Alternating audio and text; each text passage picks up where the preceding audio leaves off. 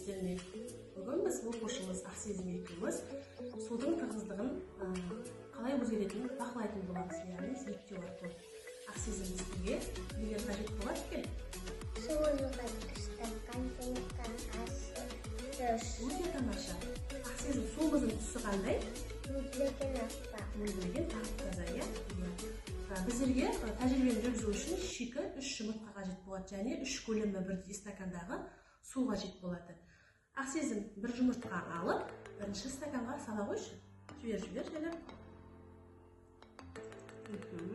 Жұмыртқа қайда тұр? Астында тұр. Себебі бұл жерде жұмыртқаға қарағанда судың тығыздығы көбірек. Сол себепті жұмыртқамыз ең астында тұр. Келесі стаканды алып, екіншісін тұзды ала қой. Оған қасықты алып, бұл стаканға 10 қасық ас тұзын салатын боламыз. Кәнекей көмектесейін. 2, 3, 4, 5, 6, 7, 8, 9, 10.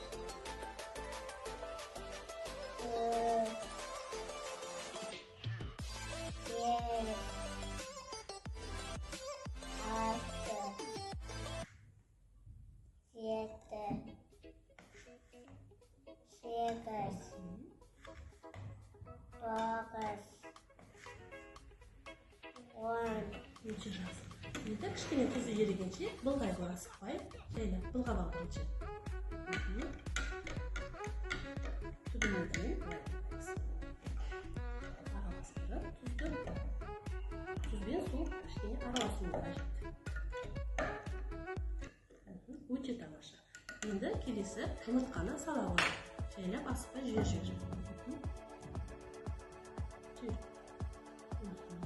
Жұмыртқамыз қайда тұр? Ең жоғарысында тұр. Жоғарысында тұр стаканымызда. Не себепті деп ойлайсың? Себебі бұл жерде суға қарағанда жұмыртқаның тығыздығы басымырақ болып тұр. Ал судың тығыздығын не өзгертті? Не салдық біз суға? Тұз салдық. Тұз салдық, өте тамаша. Бұл жерде тұз судың тығыздығын өзгертіп тұр. Сол себепті жұмыртқамыз үстінде қалқып тұр. Келесі үшінші стаканымызға Ақсезім 5 қасық тұз сала қойшы. Бірге салайық, иә? Суы болмас үшін. Санай қой. 1, 2, 3, 4, 5. Өте тамаша. Бұны да асықпай, жайлап былғап ал.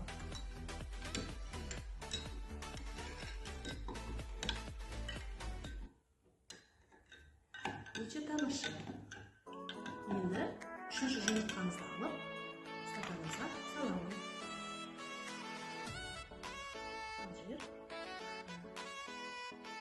Енді бұл жерде жұмыртқа қайда тұр, Ақсезім? Ортасында тұр. Не себепті деп ойлайсың? Себебі бұл жерде тұзды біз 5 қасық, яғни азғантай салған үшін бұл жерде жұмыртқа мен судың тығыздылығы екеуі бірдей болды. Сол себепті жұмыртқамыз ортасында қалқып тұр. Көрдіңіздер ме, балалар? Бірінші стаканымызда судың тығыздығы көбірек болғандықтан жұмыртқамыз астына түсіп кетті. Ал екінші стаканымызда тұз қосқандықтан бұл жерде судың тығыздығын, яғни жұмыртқаның тығыздығын жоғары қылғандықтан бұл жерде жоғарысында тұр жұмыртқамыз.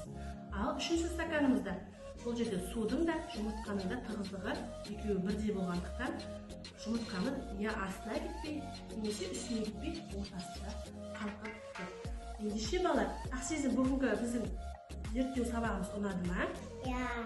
Ендеше қош сау болыңыздар.